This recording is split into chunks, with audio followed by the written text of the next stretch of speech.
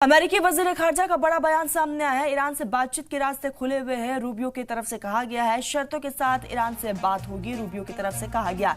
लेकिन इस वक्त नजर ईरान पर है, क्या ईरान एक बातचीत के लिए आगे एक कदम बढ़ाएगा या नहीं, क्योंकि ईरान ने साफ तौर पर कहा है कि सबसे पहले इजराइल की तरफ से जो हमले हुए हैं उसकी इजराइल जिम्मेदारी ले, उसके बाद ही आगे का रास्ता खुल पाएगा, उसके बाद ही हम बातचीत कर पाएंगे।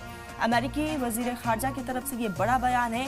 एक बार फिर से अमन का पैगाम अमेरिका की तरफ से दिया गया है। अमेरिका ने साफ तौर पर कहा है कि हम बातचीत से इस समस्या का हल निकाल सकते हैं। ईरान से बातचीत के रास्ते खुले हुए हैं। रूबियो की तरफ से कहा गया है शर्तों के साथ ईरान से बातचीत होगी। लेकिन देखने वाली बात ये होगी कि क्या ईरान अमेरिका से बातचीत करेगा, क्या ईरान इजराइल से बातचीत करेगा, क्या कुछ ईरान का कदम रहने वाला है, उस पर फिलहाल सभी की नजरें टिकी हैं।